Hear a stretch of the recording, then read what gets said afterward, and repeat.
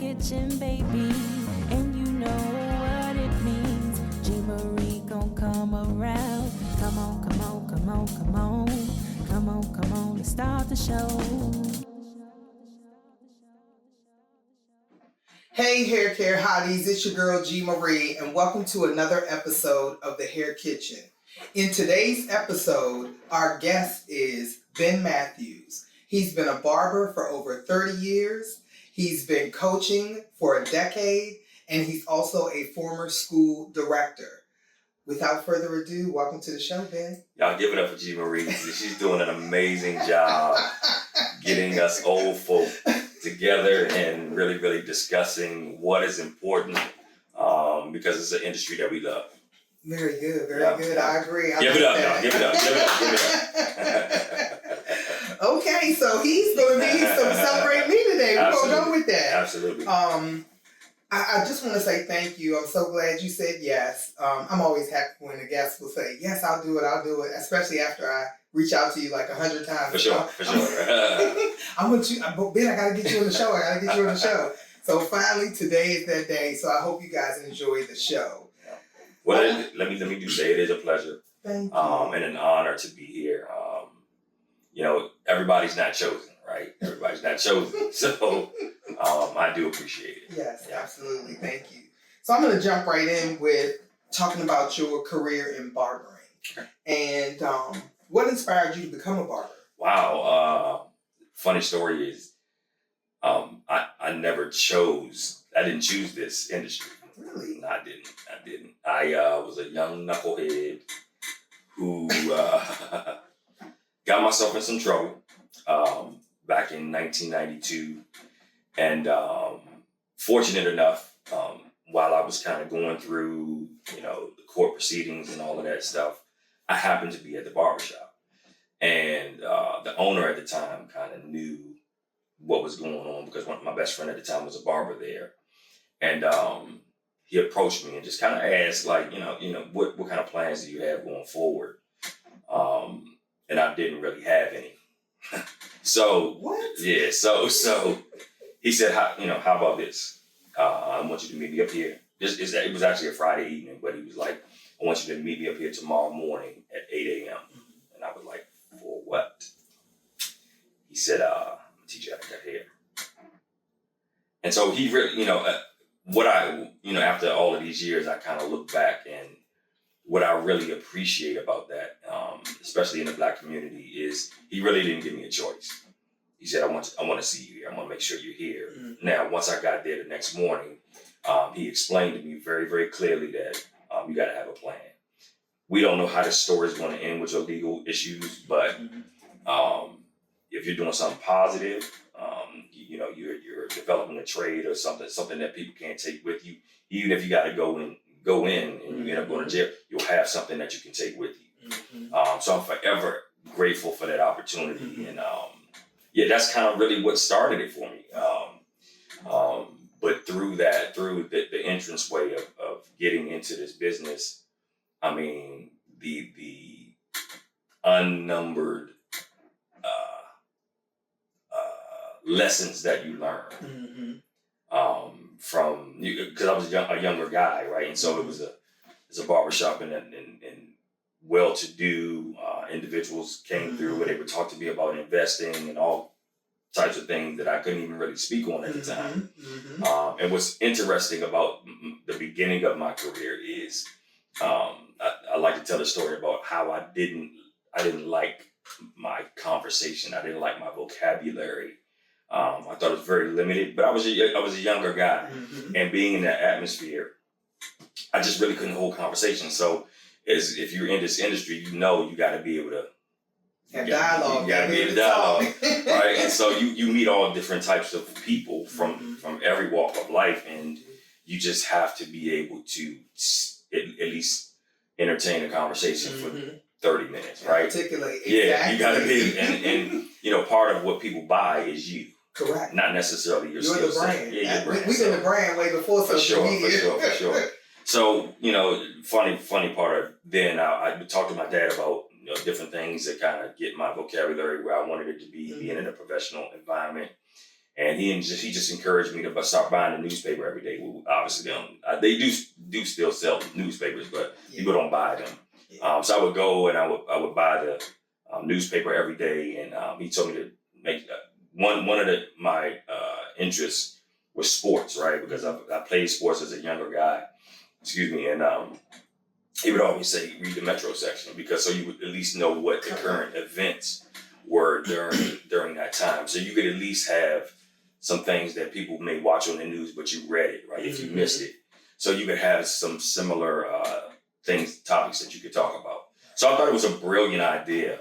So that's what I started to do. And I didn't realize that the more you read, your vocabulary just automatically would change. Right. And so you can start piecing things together differently. And I'm forever grateful for the beginning of my career. Yes, that's outstanding. And that's so indicative of the hair business, barbering as well as cosmetology, because along the way, you find youth that are troubled. Sure.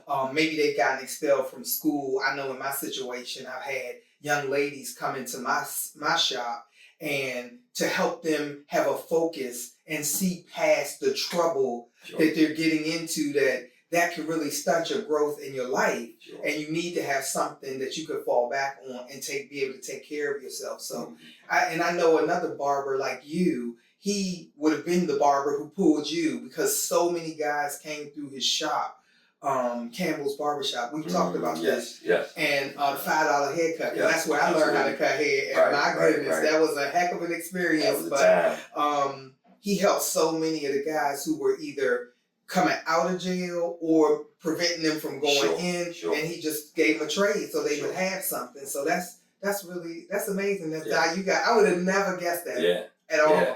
I never shared it with you. No. I thought 4 years college and okay. All right. Well, thank you for sharing that. That's really good. Yeah. What's the most challenging haircut you've ever had to do, and how did you handle the challenge? Wow. It's interesting now we're talking about the beginning of my career, right? Oh, I got mine too. Right. So listen, working in a Black-owned small business back in the early 90s, and it was in Hyattsville, so it was a small shop. The majority of the clientele was Black. Mm-hmm. But man, did I pick a day. I did. I picked a day to start. So interesting enough, I really didn't know what I was doing. Mm-hmm. I think I cut a few people around the neighborhood just for fun. Never charged anybody, right? Mm-hmm. But an Asian guy walked in. Oh wow! Which it just wasn't our client base. Correct. But I guess he was local. He was a neighborhood guy, and the barbershop was located in the same parking lot as a McDonald's. So you could get anybody that could come in there, right? And sure enough, he came in, and all the barbers were busy. And I was like, okay, how do I navigate this? Mm-hmm. The good and the bad was he didn't leave with a messed up haircut because I had support there. Correct. That's it right there. I had support. But like my approach, I didn't, I tell the story about process and how I work my way through a haircut now. Mm-hmm. Is I start at one spot and I finish at another spot every single time. Yes. Right? That's how I've been able to stay consistent over the years. However, back then I didn't have that. Because it was actually my first haircut. You getting started. It was my first haircut. Like, it literally was my first. So I didn't, with the straight hair, I was like, well, do I cut it with the grain? Do I cut it against the grain? I hadn't even picked up shears yet. I was like, okay, what's the biggest guard that you have? Right? And so the guy was a great sport. He was a great sport. And he just allowed me to take my time and like, he kind of knew, he wanted to start with a 1 at the bottom and then kind of go up from there. When I got to the top, one of the other older barbers kind of stepped in and kind of helped me out. But I could shape up. I could, I had the idea of what a shape up would look like and all of that stuff. But that was probably my most challenging haircut. And so I just remember, that was probably my most challenging haircut. But no, I'll add this part. I do remember there's little nuances that you have to incorporate to be able to make a haircut clean, right? Mm-hmm.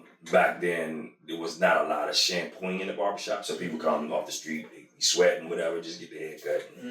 Going to the next thing. Right, there was no finishing products like liquid razor, and you know, we weren't quite using the alcohol on the face to dry the skin out before you shape them up. So we like a lot of things I just did not know, right? But you know, my journey was figuring those things out along the way. But yeah, that was probably my most challenging. But it don't matter who you are now. You come, I got you. Right? You sure do. I've seen it. For sure. If you wasn't always so busy, I might be able to get a little shape up. Look, I'll be walking around here like I don't even cut my hair every time. But that's what they say about us. Yeah, but I try I break that mold. I keep my hair together. Absolutely. You might get me once a year where I'm like in my baseball cap, but for the most part, it's like let's keep it all together. Now, this will probably be a think back because you have your client base, but and once you have your loyal client base, you don't have too many dissatisfied customers. They don't come if they're not happy with what you're doing. They already know, like all these years later. But the question is, how do you handle a difficult or dissatisfied customer? Wow. I know, right? Wow. You gotta think about when have you had to, right? Nah, well, I've had to recently. No, not recently. Yeah, but throughout my journey, you have, and I don't know if I would say difficult client. You just have those individuals that are a little bit more particular about their hair than others, right? Correct. Some people want to maintain a hairstyle. Some people want a haircut, right? So you have definitely a difference. Yeah, it's definitely a difference there. And the people that are maintaining, they want their stuff tight all the time. Yeah.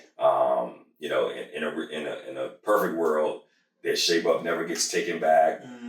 The fade is always as high or as low as they want it. The top is always the same because they're maintaining. Correct. But I do have a funny story. I never forget, and I typically won't even let people sleep in my chair now because of this. So probably about 4 years in, about 4 years in, what happened was, right. So, you know, people getting off work, they work in construction, they getting it in, they blue collar, and white you know, collar, a lot of so right. You just tired. You're tired as a people sometimes. Right. So I think what was interesting about this particular situation is it was summertime, it was hot. He had come in the barbershop and we had the AC pumping, right? He comes in, it's freezing. So, you know, you come out of that heat and he's in the chair and he cooled down. He waited a little bit, got in the chair, and he ends up falling asleep. So I got through 90% of the haircut. And I asked him, I said, you know, so he wore his hair, he would brush his hair to the back. And I said, do you still want to shave the front? Yes, I want to shave the front. I said, okay. So I shaped the sides, had the back, faded the back. Thought I was done. He said, yeah, no, go ahead and shave the front for me. So, all right, boom, get my clippers prepared, spray, boom, boom, boom. He in there, eyes closed. So I got the one vertical bar done. No, actually, so because I was taught to start from the middle and work my way over. So do it in sections.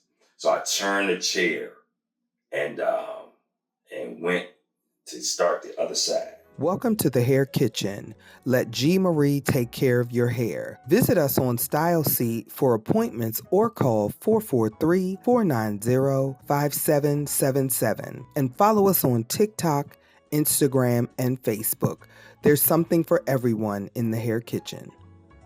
And so at the time, this is my first time really having to deal with this type of situation. And did you hit him back here in the hairline? Yeah. Oh, wow. Okay. It was rough. So, what I learned in that moment was, I was like, well, shoot. Okay, well, maybe I could do something to kind of cover it up. But the way he wore his hair. And you said comb to the back. Yeah, so it was just like, somebody got you. Yeah. Somebody got you for real. So, but. When he woke up, was he upset? So that's the thing. So I continued shaping him up. Even though he had a little ditch, right, in his front hairline. And then I turned around and showed him the mirror as if nothing happened. That was a mistake that I made. Okay. Okay, I can agree. Yeah, that's a mistake. I've done that before, but I totally understand when I said no more. Yes. I'm going to tell you what's wrong with your hair before I get started, because I want you to know what I'm seeing. Sure. So that when I'm finished, you don't see it and think it started here. Yeah. Right. And so, and also at that time, I had a different approach to cutting people's hair. So I think, I watch these videos and I see barbers put their hand on top of the head, right? And I think they do that for a reason. Yes. However, I don't like that practice because Right. I think it's very unsanitary. One. Okay. Right. I don't even care if you're going through bloods, and I don't think it's makes the experience pleasant for the client with your hand. That's how I learned. Right. But a lot of people do. Old school barber. Right. So little boy falling asleep. Yeah. Grab and his head. And sometimes you have to, right? Yes. But back then I didn't like the practice, so I didn't do it, and I also didn't have the technique. So what I do now is I use my middle finger and I place it on the head. So if the head moves, my hand goes with it. Right. Is a guy. Then back then I would just kind of free hold still, so I can get it straight. Now it's like not only will I not try not to let you sleep, but if you that tired, I have a unique thing that I do with my finger, and I put it on the forehead. So wherever that forehead, you turn with my hands going with you. Yeah, it's going with you. So. I agree. I don't like gripping the head either. Yeah. I learned that way. It works when I'm dealing with little children who aren't sitting still, because he watched me chase this little boy around the chair for an hour on a Caesar. Yeah. And he came and stepped in. It wasn't an hour, but it was a long time. He came and stepped in, gripped his head, was done. I was like, okay, Mr. Campbell. Not messing around. So I don't do it at all with my clients. And I'm the opposite, Ben. I'm like, fall asleep. I'm getting done. Yeah, you can be over here. I'm going to be curling right here. For sure. Yeah. So, but I understand everybody has different practices in their chair, but yours valid for what your experience was. Absolutely. You come up with a technique that helps you even if they do. Yeah. Because you don't physically say, don't fall asleep in my chair, but I do know stylists who will be angry if you fall asleep. And I'm like, fall asleep. More times than you can just knock this out. For sure. You could be over here. For sure. And they're like, dang, G. I'm like, she all right. She don't wake up, I'm going to be done. Yeah. So, okay. Well, thank you for sharing that. That was some good insight. We left off one of your accomplishments, that you own a salon. I'm going to get right into that. Y'all forgot to say, he's also a salon owner, and that's how that is not how we met. That's how we met the second time. The first time it was in the school business, but I was so happy when I was looking for a place to work. And I'm telling you, from when I stepped in the door, I was like, oh, this is nice. It's just the energy and the vibe that I got, and that you and your wife are business partners. You work together, and I was like, he's been in the business a long time, and then on top of it, meeting you through the school business, you just get somewhere and you go, I'm home.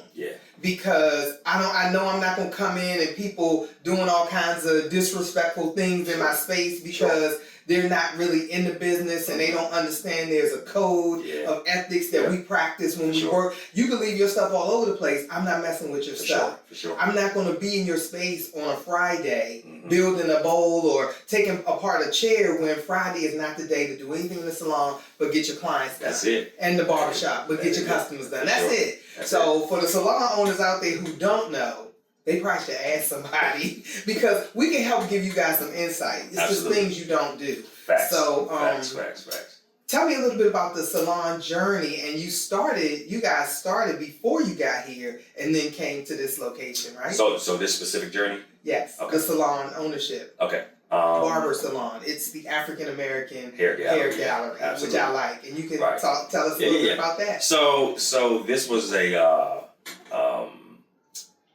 journey. My wife and I, we have been married for 4 years, and very nice. You know, part of our courting season was we did a lot of planning, right? Okay. So she's a former salon owner. I own my own barbershop prior to us getting together, and they both failed, right? For whatever reason, they both failed. Okay. And I actually didn't even have any interest in opening up another salon. I really didn't. See, I feel like that's the second time I didn't have interest in something, and it just kind of grabbed me. Pulled you in, and it's been successful. Right? It's been successful, right? You know, we always planned, and we would have little projects that we would try to accomplish, like, you know, financially or whatever. So I actually have this documented, but I have So I have a one evening. One Sunday evening after church, we were at her place, and we were just dating at the time, and her sister came by, and we had a conversation about just, you know, going into business and starting your own business, and her sister had some questions about like what it takes. And I don't know if it was just the subject of starting something that kind of woke something up in me, and it was Sunday. It was a Sunday evening, and it was pouring down rain. Oh, wow. Pouring down. And long story short, the conversation came to an end. Her sister left, and we just talked. We just talked about kind of what we wanted our futures to look like. And shortly after a 10, 15-minute conversation. It was longer than that, man. Yeah. I know you. So she was like, she said, are you feeling something? Are you hearing something? I said, yeah, I think it's time. And I wasn't really specific about what, but we were on the same page. And she was like, well, what do you mean? I said, well, I think we should open up a salon. But it's got to be unique. It's, you know, we would go down a list of different things that we thought it should include and entail, but we also wanted to make sure that it was a place kind of refuge, right? Mm-hmm. No matter who you are, you come in this place, you felt like it's a place of love. It's a place where I could spend a little bit of time and, you know, get service and feel like, man, this is where I want to bring my children. This is where I want my friends to come. This is where, this is the place to be, mm-hmm. you know? And it was based off of how we treated people. Mm-hmm. Not necessarily, it didn't have to be the most beautiful place or to have the best lighting, but we wanted to be able to treat people in a way that we felt like people should be treated. I second emotion. Yeah. So that's kind of where it started. Because, you know, being those salons, some salons are just, oh, they so fabulous. And I've talked about them on my social media. But you go in, you like, the people are not nice. Yeah. You know, you in there for hours and hours wishing you were somewhere else. Yeah. So less has always been more for me. Yeah. Mm-hmm. And so, you know, interesting enough, my wife is originally from Nigeria, her and her family. Mm-hmm. And I'm from America, Tacoma Park, Maryland. Right. So right. So when we came up with the name, we would, like, I literally have this documented. We were talking about, like, all right, so this is the fun part. What do you name it? And I didn't say, and I think she said something about African American. And I looked at her, I was like, that's exactly what I was thinking. Wow. And so what's interesting about the name, the African American Hair Gallery, is we wanted to take two different cultures, right? Mm-hmm. And come up with an amazing experience. That's what we wanted. So one thing that I didn't know about the African culture, or more specifically Nigerian culture, was how celebrated the people are, right? Mm-hmm. So growing up in the States, you just are not taught what I like to say, the truth about what Nigeria is, what it looks like. One of my first experiences within the culture was at a wedding, and just to see how they celebrate one another was exactly what I wanted to do to a community. Yeah. Right? They celebrate, they compliment, they love on, they give their money to, they give their time to. Yes. They do. And they just have something that I feel like I never had. Yeah.